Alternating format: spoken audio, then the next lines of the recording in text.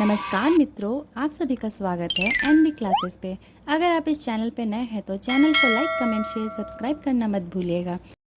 आज हम सुनेंगे एक नई कहानी, बंदर और उल्लू की कहानी। एक वृक्ष पर एक उल्लू रहता था। उल्लू को दिन में दिखाई नहीं पड़ता, इसलिए वह दिन भर अपने घोंसले में छिपा रहता था और जब रात होती तो वे शिकार के लिए बाहर निकलते। गर्मी के दिन थे, दोपहर का समय। आकाश में सूर्य आग के गोले की तरह चमक रहा था। बड़े जोरों की गर्मी पड़ रही थी। कहीं से एक बंदर आया और वृक्ष के डाल पर बैठकर बोला, ओह, बड़ी भीषण गर्मी है। आकाश में सूर्य आग की गोले की तरह चमक रहा है। बंदर की बात उल्लू के भी कानों में पड़ी। वह बोल उठा, क्या कह रहे हो? सूर्य चमक रहा है। बिल्कुल झूठ। चंद्रमा के चमकने की बात कहते तो मान भी लेता। बंदर बोला, चंद्रमा तो दिन में नहीं, रात में चमकता है। इस समय दिन है, दिन में सूर्य ही चमकता है। सूर्य का प्रकाश जब तीव्र रूप से फैल जाता है तो भयानक गर्मी पड़ती है। आज सचमुच बड़ी भयानक गर्मी पड़ रही है।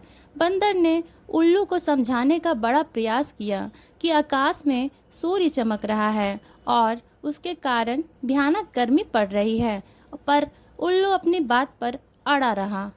बंदर के अधिक समझाने पर भी वह यही कहता रहा कि ना तो सूर्य है, ना सूर्य की प्रकाश है और ना गर्मी पड़ रही है।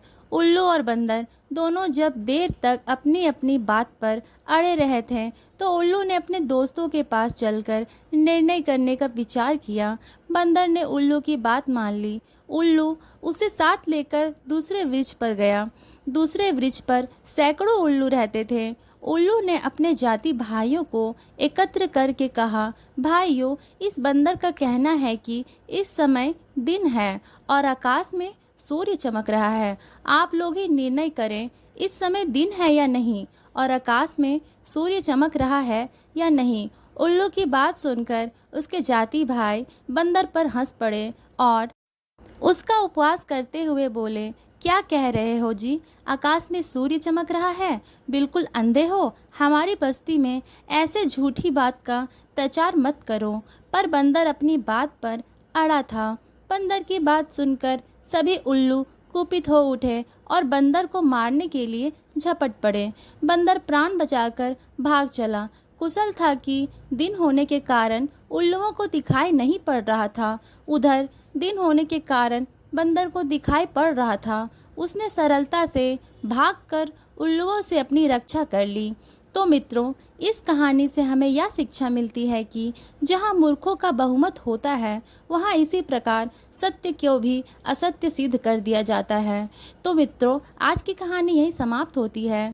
अगर आपके मन में कोई प्रश्न हो इस वीडियो को लेकर तो नीचे दिए गए कमेंट बॉक्स में आप बता सकते हैं। ऐसी और भी रोमांचक कहानियाँ सुनने के लिए सब्सक्राइब करें और बेल आइकन दबाना ना भूलें। तब तक अच्छे